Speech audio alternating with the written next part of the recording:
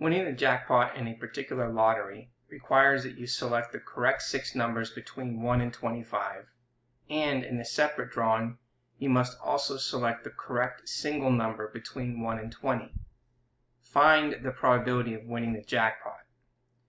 Now we're going to let drawing 1 and drawing 2 be the two drawings. In drawing 1, there are 25 numbers, and the 6 correct numbers must be chosen. In drawing 2, there are 20 numbers, and 1 correct number must be chosen. To win the lottery, both drawing 1 and drawing 2 must be 1. Therefore, use the multiplication rule shown below, where A and B are the two events. So that means at the very end, the probability of A and B is going to equal the probability of A times the probability of B, provided that A has already occurred. Now, if A and B are independent events, then the probability of A, provided that A has occurred, is the same as the probability of B.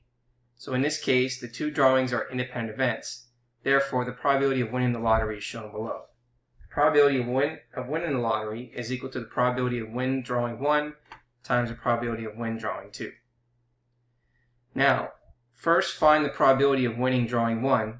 Because the order of selected numbers for drawing 1 does not matter, we're going to use the combinations rule.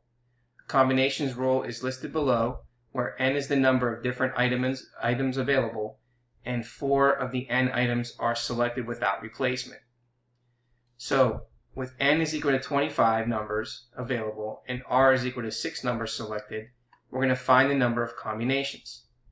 So we have 25 factorial divided by 25 minus 6 factorial times 6 factorial. Well, 25 minus 6 is going to give us 19 factorial. So that tells us how far we need to go in the numerator. So in the numerator, we just need to go to 19 factorial, so 25 all the way to 19 factorial. And then 6 factorial is the same thing as 6 times 5 times 4 times 3 times 2 times 1. So the first thing we can do is say 19 factorial goes into 19 factorial once.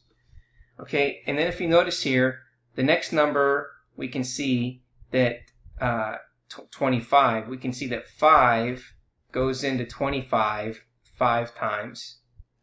Okay, and then we can see that 6 times 4 is 24, so that's going to go into 24 one time.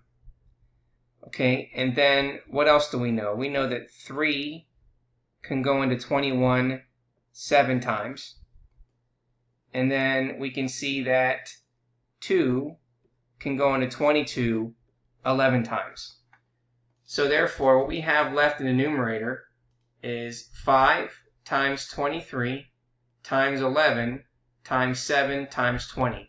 Now you could have simplified the 2 into 20, so it doesn't necessarily mean you have to go that route, as long as you know how to simplify from the numerator to denominator. So 5 times 23 times 11 times 7 times 20 is going to give us 177,100. So because there is only one winning combination, the probability of winning drawing 1 is 1 divided by the total number of combinations. So the probability of winning drawing 1 is equal to 1 over 177,100.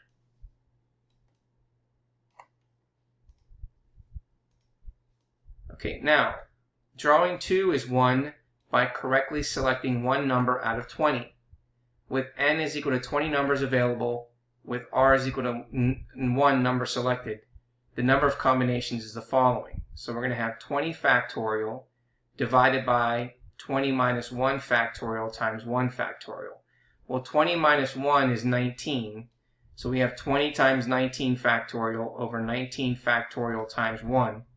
So we can simplify the 19 factorials, and then what we have left is 20. So, because there is only one winning combination, the probability of winning drawing 2 is 1 divided by the total number of combinations. So the probability of winning drawing 2 is equal to 1 over 20. Therefore, the probability of winning the lottery is shown below. Remember that the probability of winning the lottery is equal to the probability of winning drawing 1 times the probability of winning drawing 2. So those fractions we have is 1 over 177,100 times 1 over 20. Multiply 1 times 1 gives you 1. 177,100 times 20 gives us 3,542,000. So we would say, therefore, the probability of winning the jackpot is 1 over 3,542,000.